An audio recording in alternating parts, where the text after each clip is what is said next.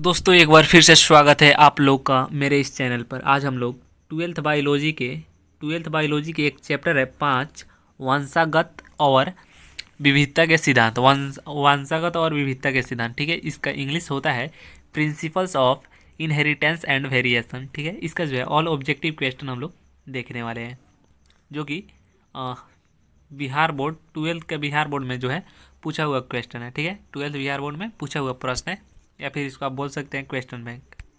तो चलिए फटाफट इसको देख लेते हैं। पहला प्रश्न देखिए, पहला प्रश्न है मेंडल ने चयन किया। मेंडल जो है क्या चयन किए थे, तो इतना तो सब किसी को पता होगा ना। मटर, ये आपको 10वां में भी देखने को मिला था, मटर के प्रयोग किए थे मेंडल ने। अगला प्रश्न है अनुवांशिकी के जनक है। अनुवांशिकी के जनक कौन है, तो अनुवांशिकी के जनक कौन है, मेंडल है। अनुवांशिकी के जनक कौन है, मेंडल साहब है। अगला प्रश्न देखिए, अगला प्रश्न है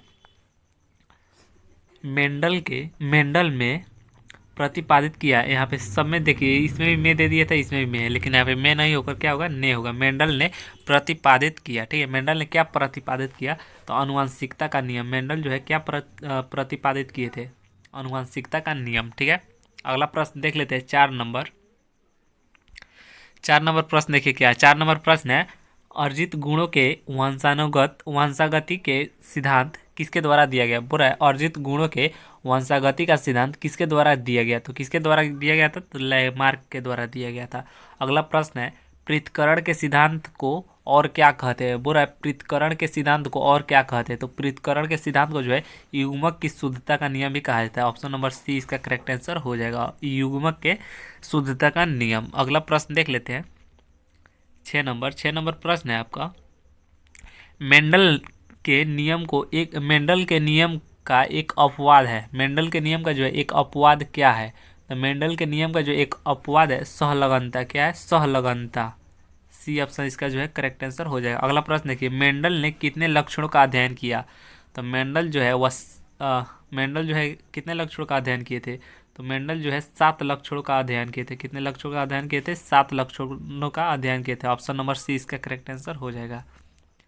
अगला प्रश्न देखिए 8 नंबर प्रश्न है मेंडल ने प्रतिपादित किया। मेंडल जो है क्या प्रतिपादित किए थे, तो मेंडल जो है अनुवांशिकी का नियम प्रतिपादित किए थे। मेंडल क्या प्रतिपादित किए थे, अनुवांशिकता का नियम। अगला प्रश्न देख लिए 9 नंबर पृथक्करण के सिद्धांत को और क्या कहते हैं। पृथक्करण के जो है सिद्धांत को और क्या कहते हैं, तो युग्मकों की शुद्धता का नियम। यह जो है ऊपर एक और सेम क्वेश्चन था ना, ये जो है रिपीट कर दिया है। 2015 और 21 में जो एक प्रश्न रिपीट हुआ है। अगला प्रश्न देख लीजिए, इसी में क्या है, ठीक है। क्वेश्चन बैंक में जो है ना टॉपिक बाय टॉपिक दिया हुआ है ऑब्जेक्टिव क्वेश्चन, ठीक है। तो इधर उधर से आपको मिलेगा। पहला प्रश्न देखिए एक जीव दूसरे जीव जोड़े के प्रभाव को दबा देता है, इस घटना को क्या कहते हैं। हो रहा है कि एक जीव दूसरे जीव के जोड़े के प्रभाव को जो है दबा देता है, इस घटना को क्या कहा जाता है, प्रभाविता कहा जाता है। क्या कहा जाता है, प्रभाविता कहा जाता है। अगला प्रश्न देख लीजिए एक संकरण क्रॉस का फिनोटाइपिक अनुपात पूछ रहा है, ठीक है। एक संकरण जो है क्रॉस का फिनोटाइपिक रेशियो पूछ रहा है, यानी फेनोटाइपिक जो है अनुपात इसको बोल सकते हैं। तो कितना होता है, 3:1। कितना होता है, 3:1 होता है। बी ऑप्शन करेक्ट आंसर हो जाएगा। अगला प्रश्न देख लेते हैं 3 नंबर प्रश्न है मानव रुधिर ए बी वर्ग में पूरा मानव रुधिर ए बी वर्ग में, ठीक है। तो मानव रुधिर ए बी वर्ग में पूछ रहा है, तो क्या होगा, एंटीबॉडीज अनुपस्थित रहते हैं। एंटीबॉडीज क्या होते हैं, अनुपस्थित रहते हैं। अगला प्रश्न देख लीजिए 4 नंबर प्रश्न है F2 संतति की बाह्य लक्षणी अनुपात अपूर्ण प्रभाविता की स्थिति में क्या होता है। बोल रहा है कि F2 संतति की बाह्य लक्षणी अनुपात अपूर्ण प्रभाविता की स्थिति में क्या होता है, तो क्या होता है 1:3 1:2:1। कितना होता है, 1:2:1। अगला प्रश्न देख लीजिए मनुष्य में मात्रात्मक लक्षण का उदाहरण है। मनुष्य में जो है मात्रात्मक लक्षण का उदाहरण कौन सा है, तो मनुष्य में मात्रात्मक लक्षण का उदाहरण ऑप्शन नंबर बी त्वचा का रंग। क्या, त्वचा का रंग है। अगला प्रश्न देखते हैं 7 नंबर प्रश्न है एक जीन के विभिन्न रूपों को क्या कहा जाता है? जो एक जीन होता है उसके विभिन्न रूपों को क्या कह सकते हैं? तो उसके विभिन्न रूपों को जो है संपूरक कहते हैं। क्या कहते हैं? संपूरक कहते हैं। ऑप्शन नंबर सी इसका करेक्ट आंसर हो जाएगा। अगला प्रश्न देखते हैं 8 नंबर प्रश्न देखिए। बोल रहा है 8 नंबर प्रश्न, तद्रुप प्रजननी लाल फूल वाले एवं तद्रुप प्रजननी सफेद फूल वाले एंटीरिनम के पौधे के संकरण के फलस्वरूप F1 पीढ़ी गुलाबी फूलों वाली थी। तो ये किसका उदाहरण है? ठीक है, F1 पीढ़ी में कैसा फूल प्राप्त हुआ है? तो गुलाबी फूल प्राप्त हुआ है। तो पूछ रहा है एक किसका उदाहरण है? ऑप्शन यहाँ पे है, एक किसका उदाहरण है? तो ये जो है किसका उदाहरण है? विपर्यास विशेषकों का मिश्रण। किसका है? विपर्यास विशेषकों का मिश्रण। अगला प्रश्न देखते हैं 9 नंबर।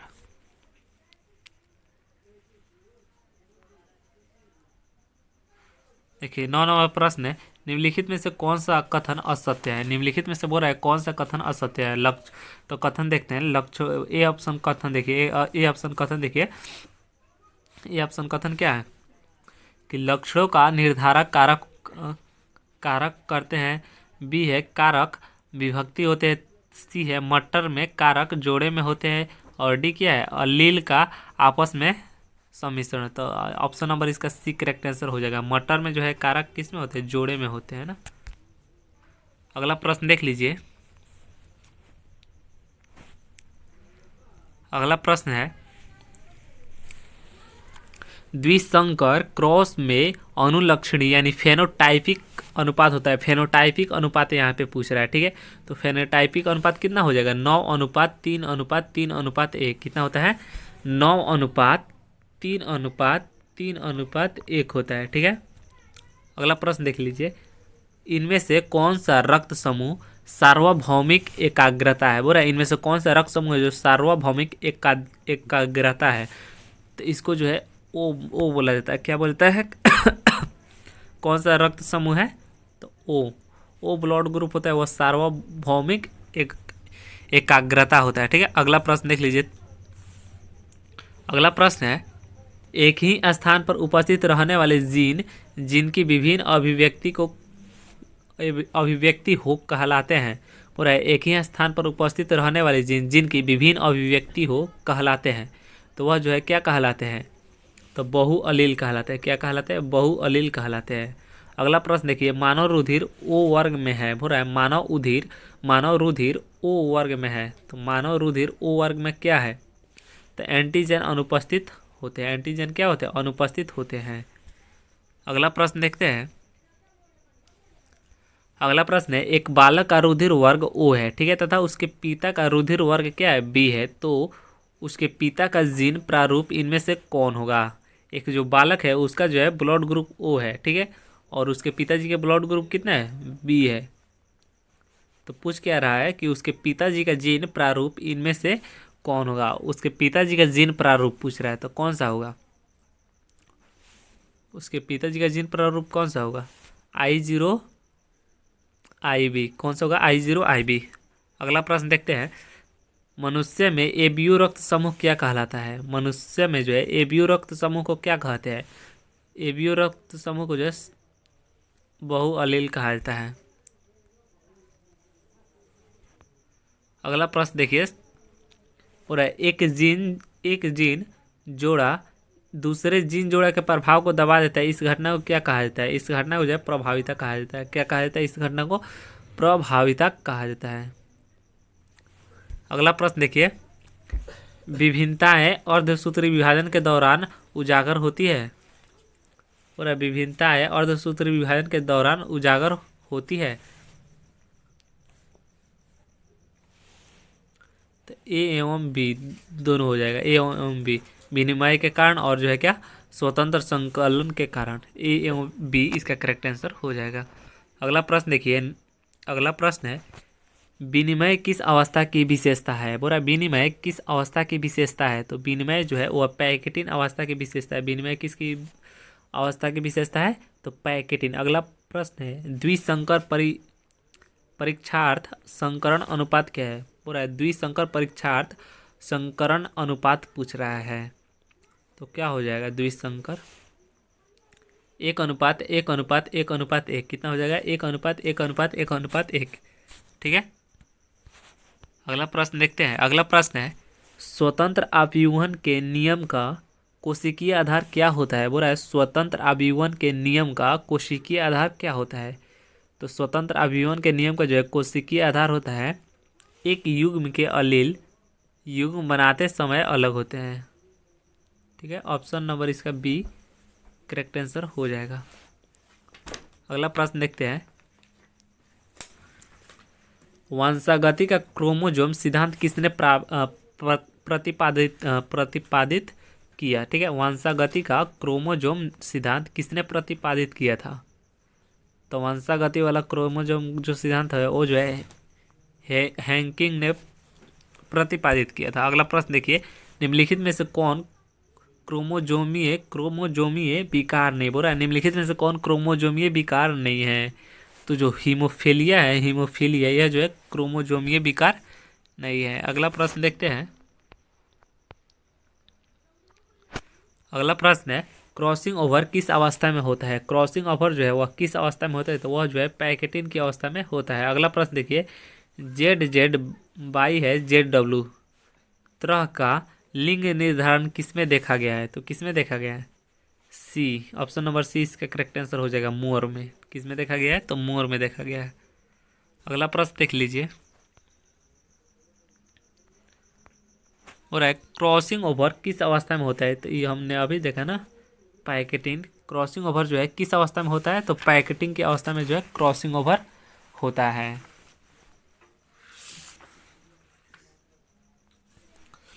अगला प्रश्न देख लीजिए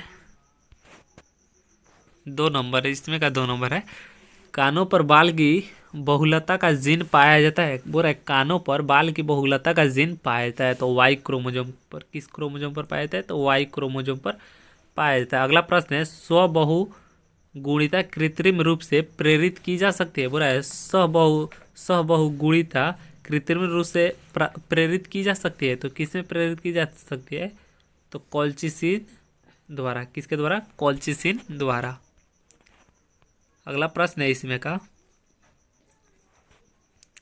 निम्न में से कौन सा रोग हीमोग्लोबिन त्रुटि के कारण होता है? बोल रहा है कि निम्न में से ऐसा कौन सा रोग है जो हीमोग्लोबिन त्रुटि के कारण होता है?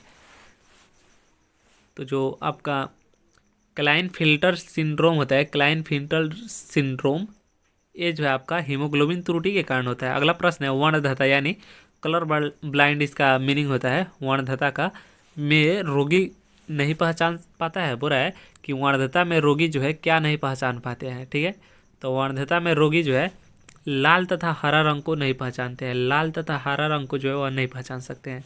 अगला प्रश्न देखिए 21वीं गुणसूत्र के ट्राइजोम में कौन सी अनुवांशिक बीमारी होती है? ट्राइजोम से जो है कौन सी अनुवांशिक बीमारी होती है? 21वीं गुणसूत्र के ट्राइजोम से कौन सी बीमारी होती है? तो डाउन सिंड्रोम होता है। क्या होता है? डाउन सिंड्रोम होता है। 21वें गुणसूत्र के ट्राइजोम से कौन सी अनुवांशिक बीमारी होती है? तो डाउन सिंड्रोम होता है। अगला प्रश्न देखते हैं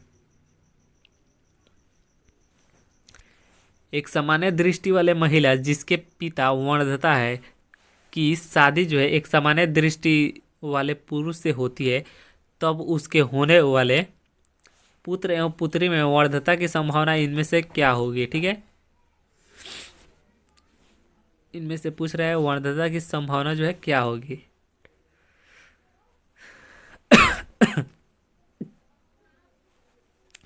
तो 50% जो है